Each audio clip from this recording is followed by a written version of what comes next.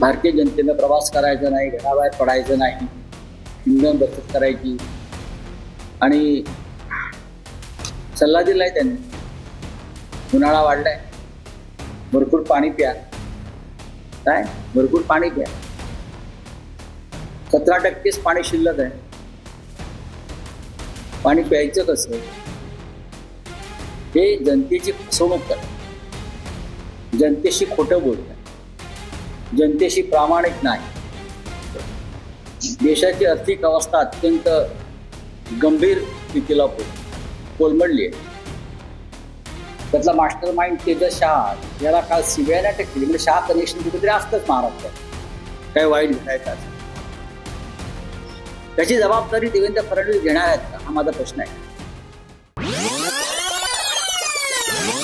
जर भारतात अजून 2 राज्यात निवडणुका असत्या, आणखी 2 राज्यात निवडणुका असत्या, तर कदाचित संकट वाढलं. जसं पश्चिम बंगाल सह आसाम, केरळमध्ये निवडणुका होत्या, तोपर्यंत प्रधानमंत्री आणि सरकार सांगत होतं की भारतीय जनतेला काहीही दोषीस पडणार नाही. 3 महिने पुरेल इतका आपल्याकडे इंधन साठा आहे. सर्व आले. निवडणुकांचे निकाल लागतात. नरेंद्र मोदी स्वतः परदेशात गेले, इटलीला, नेदरलँडला, तो इतर काही देश, आणि भारतीय जनतेवर गेल्या 15 दिवसात किमान 4 वेळा इंधन दरवाढीचा बोजा टाकून ते आता ऑस्ट्रेलियाला जाण्याची माझी माहिती. भारतीय जनतेनं प्रवास करायचा नाही, घराबाहेर पडायचं नाही, इंधन बचत करायची आणि सल्ला दिलाय त्यांनी. उन्हाळा वाढलाय, भरपूर पाणी प्या. काय भरपूर पाणी प्या. 17%च पाणी शिल्लक आहे. पाणी प्यायचं कसं? हे सरकार जे आहे महाराष्ट्रातलं आणि देशातलं, हे जनतेची फसवणूक करतात, जनतेशी खोटं बोलतात, जनतेशी प्रामाणिक नाही. देशाची आर्थिक अवस्था अत्यंत गंभीर स्थितीला कोलमडली आहे. राहुल गांधी म्हणतात ते खरं आहे, त्या देशामध्ये आर्थिक तुफान येणार, त्या सर्व उद्ध्वस्त होणार. पण त्याची चिंता या राज्याच्या मुख्यमंत्र्यांना आणि देशाच्या प्रधानमंत्र्यांना दिसत नाही. ते अद्याप हवेत आहेत, जमिनीवर नाही. नीट पेपर फुटीचं केंद्र हे महाराष्ट्रातच आहे, हे आता स्पष्ट. नीट पेपर फुटीचं केंद्र जर महाराष्ट्रामध्ये असेल, त्याचा केंद्रबिंदू लातूर पासून पुण्यात पसरलेला असेल, तर त्याची जबाबदारी ही देशाचे शिक्षण मंत्री धर्मेंद्र प्रधान यांच्या इतकीच राज्याचे मुख्यमंत्री सन्माननीय देवेंद्र फडणवीस यांच्यावर सुद्धा आहे. त्यातला मास्टर माइंड तेजस शहा याला काल सीबीआयने अटक केली. म्हणजे शहा कनेक्शन कुठेतरी असतंच महाराष्ट्रात, काय वाईट घडायचं असं. त्याची जबाबदारी देवेंद्र फडणवीस घेणार आहेत का, हा माझा प्रश्न आहे. देशातल्या हजारो लाखो विद्यार्थ्यांचं भविष्य तुम्ही उद्ध्वस्त करता आणि त्याचा केंद्रबिंदू महाराष्ट्र आहे.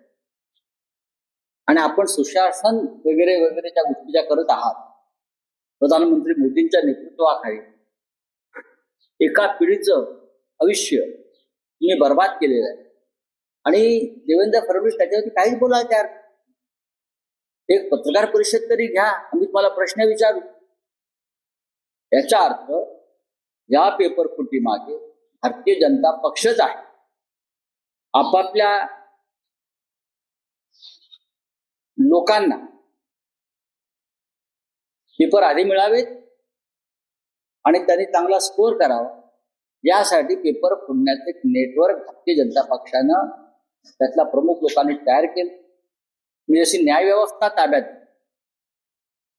निवडणूक आयोग ताब्यात, पोलीस यंत्रणा ताब्यात, की त्याप्रमाणे स्पर्धा परीक्षा घेणारी यंत्रणा ही सुद्धा भाजपनं ताब्यात या देशाचं कसं वाटोळं केलं. आणि त्याचा केंद्रबिंदू दुर्दैवानं महाराष्ट्र, ज्या महाराष्ट्रातल्या शिक्षण व्यवस्थेला देशामध्ये सन्मान होता, जगात सन्मान होता, ते पेपर फुटीचं केंद्र म्हणून समोर आलं. कुठल्या ज्या राज्याचे शिक्षण मंत्री मुख्यमंत्री काय ते आतापर्यंत त्यांनी याच्यावरती भूमिका घेतली. सीबीआय कारवाई करते, लक्षात घ्या. गृहमंत्री या राज्याचे त्यांची पोलीस करत नाही, हा एक गंभीर विषय. आणि महागाईचं म्हणा तर उद्या प्रधानमंत्र्यांनी जे आवाहन केलं आहे, भरपूर पाणी प्या, तसं अजून एक आवाहन राज्यात केलं जाईल, भरपूर पाणी प्या. पाणी प्यायलं की त्याचं आपोआप पेट्रोल होईल आणि ते पेट्रोल वापरा. कारण हिंदुत्व आहे ना त्यांचं, नवीन हिंदुत्व आहे, नवीन हिंदुत्व. आता महाराष्ट्रामध्ये वडापाव बरोबर काय येणार आहे, मत्स्यपाव आहे. असं हे नवीन नवीन खंडे काढायचे, मत्स्यपाव, अमुक पाव, तमुक पाव. पण खिमा पाव खायचा नाही, कारण तो त्याचा संबंध मुस्लिमांशी आहे. काल या राज्यामध्ये मुस्लिमांच्या सणावरून जी दंगली व्हायचा प्रयत्न, हे महाराष्ट्राच्या परंपरेला शोभत नाही. तुम्ही स्वतः मटणाची दुकानं चालवता, तुम्ही स्वतःच्या दुकानामध्ये मटण विकता, सगळे अर्ध्या मंत्र्यांची हॉटेल्स आहेत. मग तुम्ही तिथे आता फक्त श्रीखंड पुरीच विकाल, काय विकून?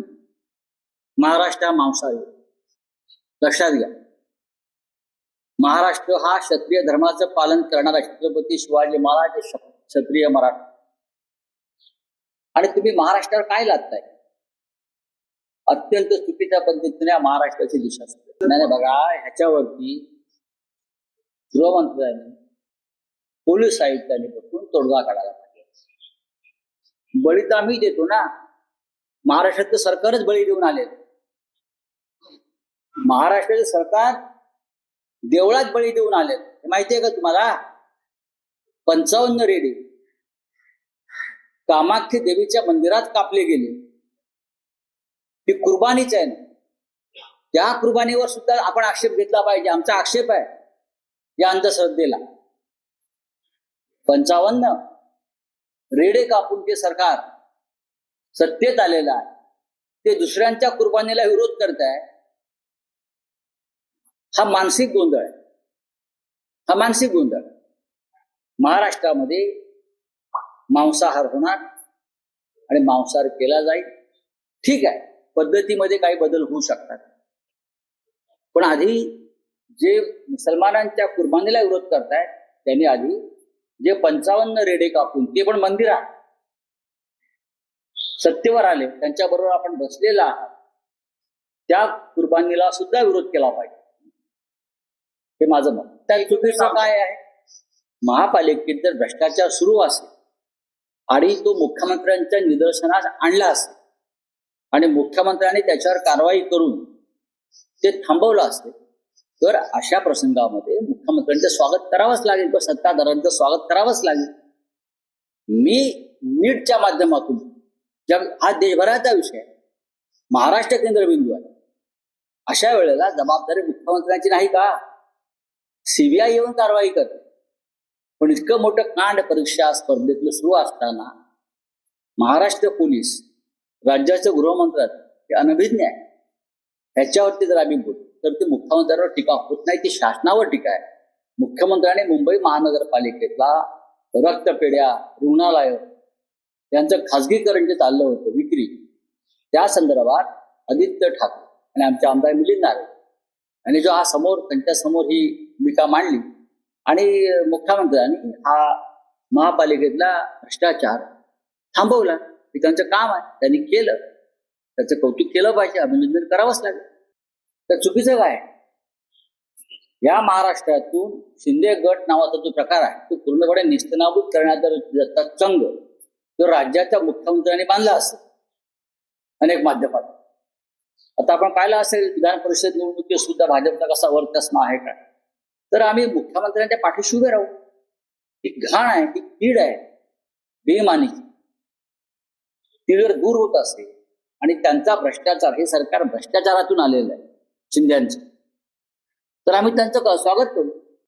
बघा, शिंद्यांना दाबण्याचा प्रयत्न होतोय, हा तुमचा जो स्टेटमेंट आहे, शिंदे आधीच गुदमरले,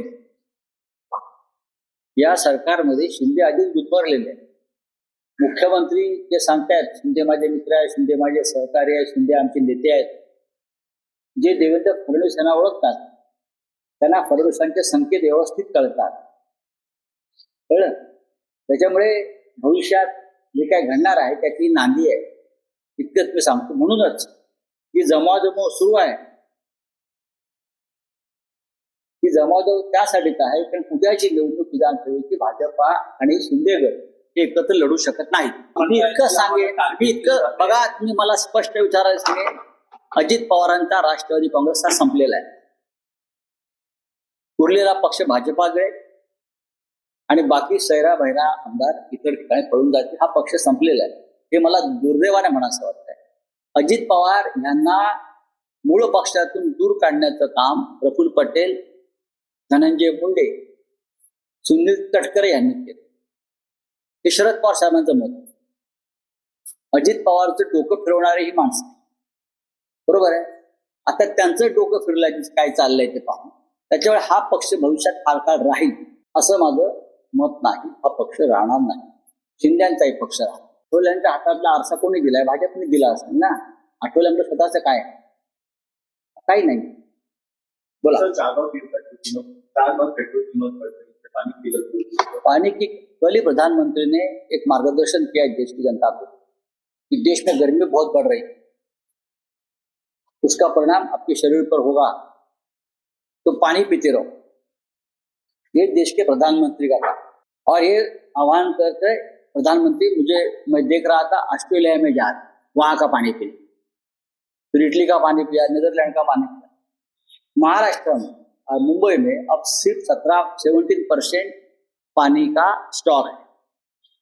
पानी कहाँ से पिएं? पेट्रोल नहीं, डीजल नहीं, पानी नहीं, महंगाई बढ़ रही है, खाना नहीं, हम बाहर घूमेंगे नहीं, विमान बंद हो रहे हैं और हमारे मुख्यमंत्री विधान परिषद के चुनाव में लगे हैं और देश के प्रधानमंत्री घूम रहे. अब क्या करेंगे? जनता क्या करेगी? देखिए, ये एक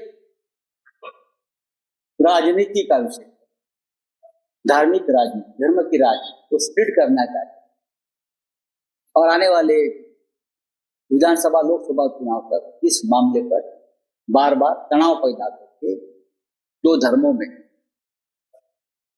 चाहे एक दंगा भी करा. तो ये उनकी हमेशा टेक था. ये जो लोग बोल रहे हैं कुर्बानी के बाद, महाराष्ट्र में कामाख्या देवी मंदिर में कितने कुर्बानी दी हमारे ये लोगों ने, कितने भैंसे काटे? 55. ये भी कुर्बानी है ना. तो अपनी कुर्बानी चलती है, दूसरे की कुर्बानी आपको चलती नहीं. महाराष्ट्र ये मांसाहारी, छत्रपति शिवाजी महाराज का महाराज. हम क्षत्रिय है, हम मराठा है, हम तो ये कुर्बानियां देते रहेंगे. हम अपने भी देश के लिए कुर्बानी देते हैं. अगर हम कुर्बानियां नहीं देंगे, देश और महाराष्ट्र कैसा बचेगा?